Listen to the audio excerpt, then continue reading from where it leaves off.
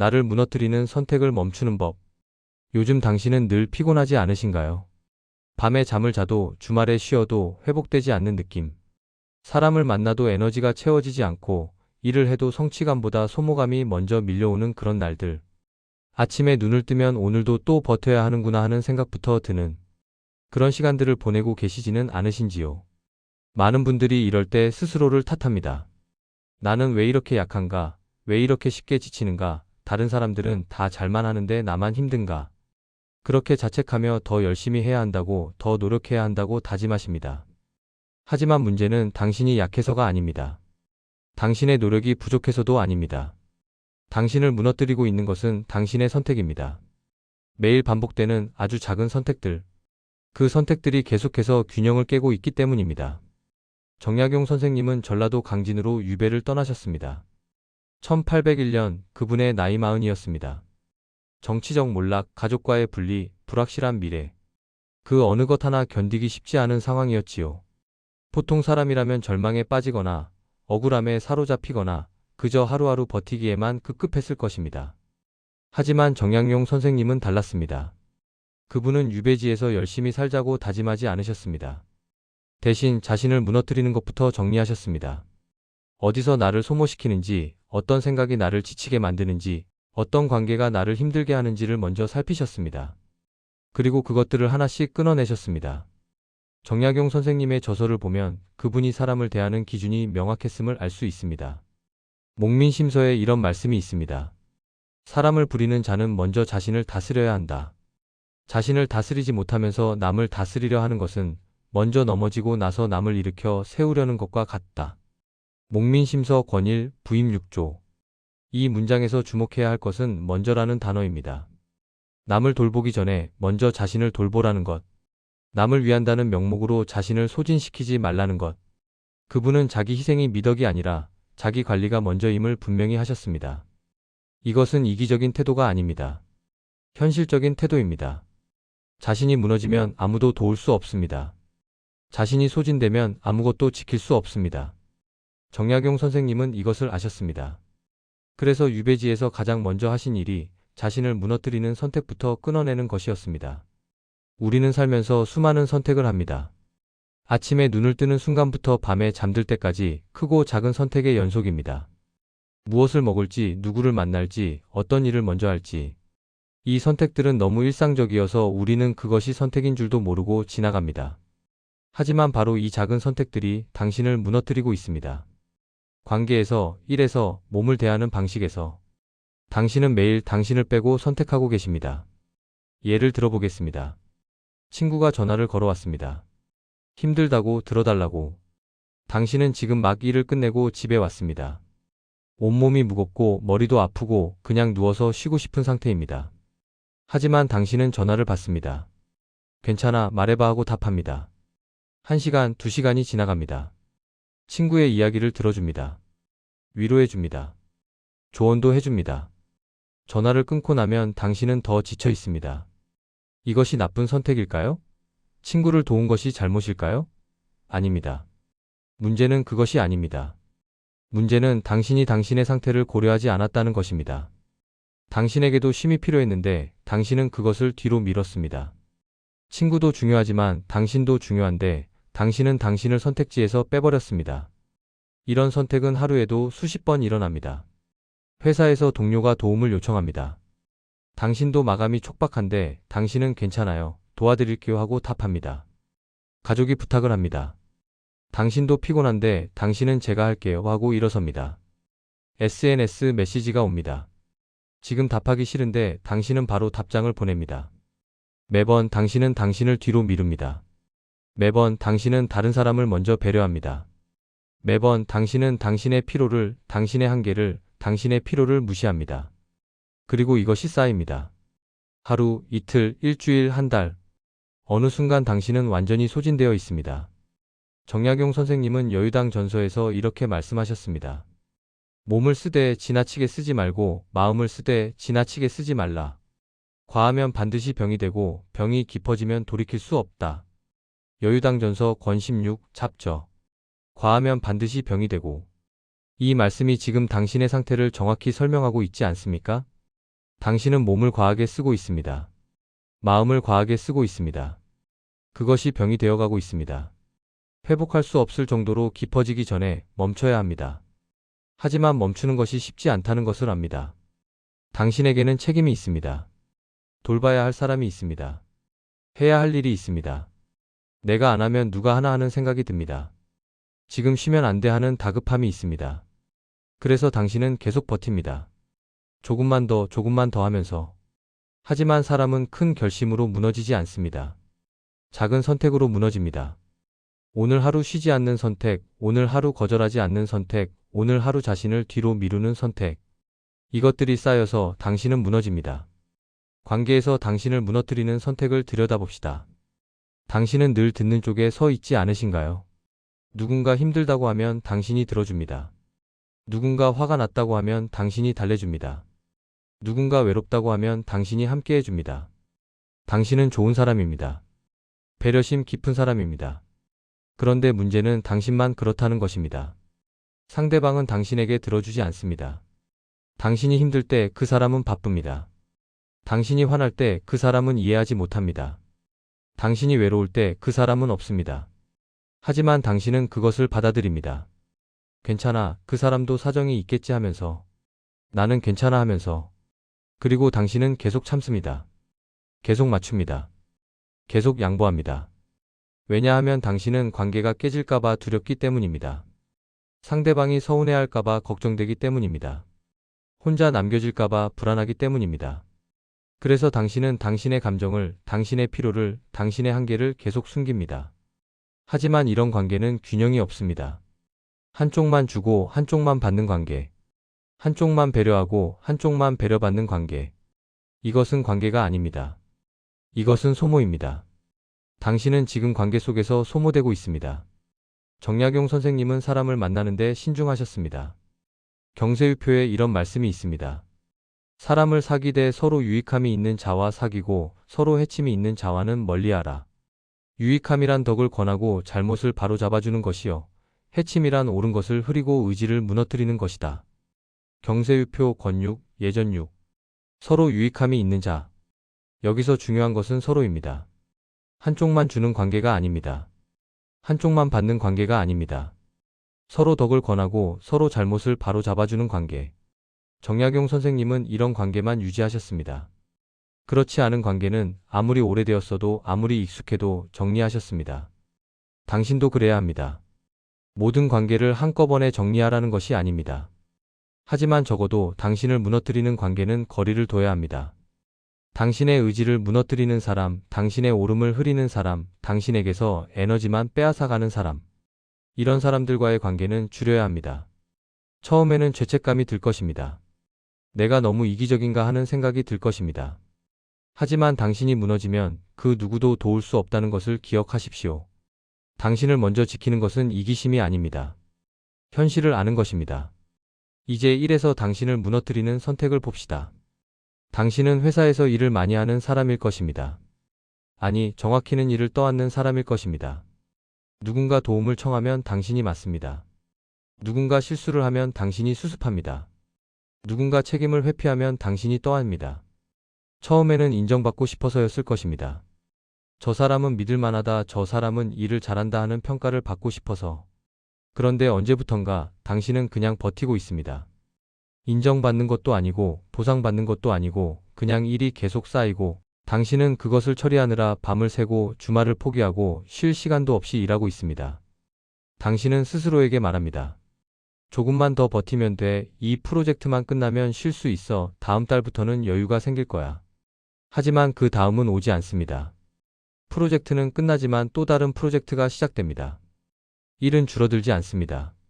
오히려 늘어납니다. 왜냐하면 당신이 해내기 때문입니다. 당신이 거절하지 않기 때문입니다. 그리고 당신은 야근을 합니다. 주말에도 출근합니다. 휴가를 쓰지 않습니다. 점심시간도 제대로 쓰지 못합니다. 책상에서 빵 하나 먹고 커피 마시고 다시 일을 시작합니다. 당신은 이것을 성실함이라고 생각합니다. 책임감이라고 생각합니다. 하지만 이것은 성실함이 아닙니다. 이것은 경계 없음입니다. 책임감이 아니라 자기 소진입니다. 당신은 지금 일과 삶의 경계를 지우고 있습니다. 일이 당신의 전부가 되도록 허락하고 있습니다. 그리고 그 대가로 당신의 몸이 무너지고 당신의 마음이 지치고 당신의 삶이 사라지고 있습니다. 정약용 선생님은 일하는 것을 중요하게 여기셨지만 그것이 전부가 되는 것은 경계하셨습니다. 목민심서에 이런 말씀이 있습니다. 일을 할 때는 힘을 다하되 쉴 때는 완전히 쉬어라. 일할 때 쉬면 일이 이루어지지 않고 쉴 때 일하면 몸이 상한다. 목민심서 권사 예전 6조. 쉴 때는 완전히 쉬어라. 이 말씀이 얼마나 현실적인지 아십니까? 정약용 선생님은 쉬는 것을 게으름으로 보지 않으셨습니다. 쉼을 일의 일부로 보셨습니다. 쉬지 않으면 몸이 상한다는 것을, 몸이 상하면 일도 할 수 없다는 것을 아셨습니다. 당신도 알아야 합니다. 일은 계속될 것입니다. 당신이 쓰러질 때까지.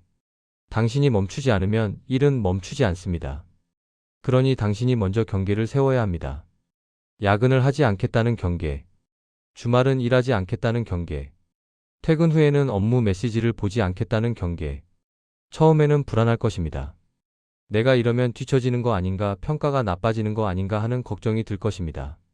하지만 당신이 쓰러지면 그 어떤 평가도 의미가 없습니다. 당신이 건강을 잃으면 그 어떤 성과도 소용이 없습니다. 마지막으로 몸을 대하는 방식에서 당신을 무너뜨리는 선택을 봅시다. 당신은 지금 피곤하지 않으신가요? 어깨가 무겁고 허리가 아프고 눈이 침침하고 머리가 지끈거리지 않으신가요? 하지만 당신은 이것을 무시합니다. 괜찮아, 조금만 참으면 돼 하면서 당신은 식사를 거릅니다. 바쁘다는 이유로 잠을 줄입니다. 할 일이 많다는 이유로 운동을 하지 않습니다. 시간이 없다는 이유로. 그리고 당신의 몸은 계속 신호를 보냅니다. 피곤하다고, 아프다고, 쉬어야 한다고. 하지만 당신은 그 신호를 무시합니다. 왜냐하면 당신에게는 더 급한 것들이 있기 때문입니다. 마감해야 할 일, 만나야 할 사람, 처리해야 할 문제들. 그것들이 당신의 몸보다 우선순위에 있습니다. 당신은 당신의 몸을 계속 뒤로 미룹니다. 나중에 챙기면 돼, 지금은 안 돼 하면서. 하지만 몸은 기다려주지 않습니다. 몸은 정직합니다. 당신이 쉬지 않으면 몸이 강제로 쉬게 만듭니다. 아프게 해서, 쓰러지게 해서. 그때 가서야 당신은 후회합니다. 그때 좀 쉴 걸, 그때 좀 챙길 걸 하면서. 정약용 선생님은 다산신문집에서 건강을 이렇게 말씀하셨습니다. 몸이 편안해야 마음이 편안하고 마음이 편안해야 일이 이루어진다. 몸을 돌보지 않는 것은 근본을 잃는 것이다. 다산신문집 권14서. 몸을 돌보지 않는 것은 근본을 잃는 것이다. 이 말씀을 깊이 새겨야 합니다. 당신의 몸은 당신이 가진 모든 것의 근본입니다. 이 몸으로 일하고 이 몸으로 관계를 맺고 이 몸으로 삶을 살아갑니다. 이 근본이 무너지면 그 무엇도 지탱할 수 없습니다. 당신은 지금까지 몸을 도구처럼 썼습니다. 밀어붙이면 작동하는 기계처럼. 하지만 몸은 기계가 아닙니다. 몸은 생명입니다. 돌봐야 하는 것입니다. 존중해야 하는 것입니다. 그러니 이제는 몸의 신호를 무시하지 마십시오. 피곤하다는 신호가 오면 쉬십시오. 배고프다는 신호가 오면 먹으십시오. 아프다는 신호가 오면 치료하십시오. 이것은 나약함이 아닙니다. 이것은 당신 자신을 존중하는 것입니다. 지금까지 관계 1. 몸에서 당신을 무너뜨리는 선택들을 보았습니다. 이 선택들의 공통점은 무엇일까요? 바로 당신이 당신을 우선순위에 두지 않았다는 것입니다. 관계에서는 상대방을 먼저, 일에서는 성과를 먼저, 몸에서는 급한 일을 먼저. 항상 당신은 맨 뒤에 있었습니다. 그리고 이것은 의지의 문제가 아닙니다. 성격의 문제도 아닙니다. 이것은 구조의 문제입니다. 당신은 어릴 때부터 이렇게 배웠습니다. 남을 배려해야 한다고, 희생해야 한다고, 참아야 한다고, 착한 사람이 되어야 한다고. 그래서 당신은 당신을 뒤로 미루는 것이 당연하다고 생각했습니다. 하지만 이제는 알아야 합니다. 당신을 뒤로 미루는 것이 미덕이 아니라는 것을, 당신을 소진시키는 것이 사랑이 아니라는 것을, 당신이 무너지면 그 누구도 지킬 수 없다는 것을. 정약용 선생님은 유배지에서 18년을 보내셨습니다. 그 긴 시간 동안 그분은 500여 권의 책을 저술하셨습니다. 어떻게 그것이 가능했을까요? 그분이 천재여서? 아닙니다. 그분은 자신을 소모시키지 않는 법을 알았기 때문입니다. 그분은 매일 규칙적으로 생활하셨습니다. 정해진 시간에 일어나고 정해진 시간에 쉬고 정해진 시간에 주무셨습니다. 무리하게 일하지 않으셨습니다. 자신의 한계를 알고 그 안에서 최선을 다하셨습니다. 사람들과의 관계도 정리하셨습니다. 자신에게 유익한 사람들과만 교류하셨습니다. 그분은 희생이 아니라 관리로 사람을 지키셨습니다. 자기 소진이 아니라 자기 존중으로 일을 하셨습니다. 그래서 18년이라는 긴 시간을 버틸 수 있었습니다. 그래서 그토록 많은 업적을 남기실 수 있었습니다. 당신도 그래야 합니다. 희생으로 사람을 만나지 마십시오. 관리로 만나십시오. 소진으로 일하지 마십시오. 균형으로 일하십시오. 무시로 몸을 대하지 마십시오. 존중으로 대하십시오. 이제 어떻게 해야 할지 말씀드리겠습니다. 하지만 크게 바꾸려고 하지 마십시오. 당장 모든 것을 바꾸려고 하면 실패합니다. 그리고 실패하면 다시 예전으로 돌아갑니다. 역시 나는 안 돼 하면서 대신 아주 작은 것부터 멈추십시오. 바꾸는 것이 아니라 멈추는 것입니다. 관계에서 하나만 멈추십시오. 모든 관계를 정리하려고 하지 마십시오. 하지만 오늘 딱 한번 거절해 보십시오. 힘든데 전화가 왔을 때 미안해. 지금은 힘들어서 나중에 통화하자 하고 말하십시오. 처음에는 죄책감이 들 것입니다. 하지만 괜찮습니다. 당신에게도 힘들 권리가 있습니다. 일에서 하나만 멈추십시오. 오늘 퇴근 시간이 되면 일을 멈추고 나오십시오. 일이 끝나지 않았어도, 남은 일이 있어도 내일 하면 됩니다. 세상은 무너지지 않습니다. 당신이 오늘 야근하지 않아도 회사는 돌아갑니다. 하지만 당신이 계속 야근하면 당신은 무너집니다. 몸에서 하나만 멈추십시오. 오늘 피곤하다는 신호가 오면 하던 일을 멈추고 쉬십시오. 30분이라도 좋습니다. 눈을 감고 누워보십시오. 아무 생각도 하지 말고, 아무것도 하지 말고, 그냥 숨만 쉬십시오. 당신의 몸이 얼마나 지쳐 있는지 느껴보십시오. 이렇게 작은 것들부터 시작하십시오. 하나씩 천천히. 오늘 하나 멈추고 내일 하나 멈추고 모레 하나 멈추십시오. 그러다 보면 당신은 당신을 무너뜨리는 선택이 무엇인지 알게 됩니다. 그리고 그것들을 하나씩 줄여갈 수 있습니다. 완벽하게 할 필요는 없습니다. 가끔은 예전처럼 참을 수도 있습니다. 가끔은 예전처럼 일할 수도 있습니다. 가끔은 예전처럼 무리할 수도 있습니다. 괜찮습니다. 중요한 것은 방향입니다. 당신이 조금씩 당신을 선택지에 포함시키고 있다는 것, 그것만으로도 충분합니다. 균형이 무너지면 아무리 좋은 인생도 버티지 못합니다. 아무리 좋은 관계도, 아무리 좋은 일도, 아무리 건강한 몸도 균형이 없으면 오래가지 못합니다. 당신은 지금까지 균형 없이 살아왔습니다. 한쪽으로만 기울어진 채로. 그래서 지금 이렇게 힘든 것입니다. 하지만 이제는 알게 되셨을 것입니다. 당신이 약해서 힘든 것이 아니라는 것을, 당신이 부족해서 지치는 것이 아니라는 것을, 당신의 선택이 계속 당신을 빼고 이루어지고 있었기 때문이라는 것을.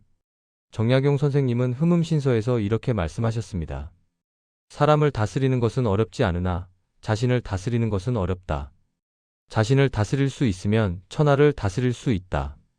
흠음신서 권일 서문. 자신을 다스리는 것. 그것이 가장 어렵습니다. 남을 배려하는 것보다, 일을 잘하는 것보다 자신을 돌보는 것이 더 어렵습니다. 왜냐하면 우리는 그렇게 배우지 못했기 때문입니다.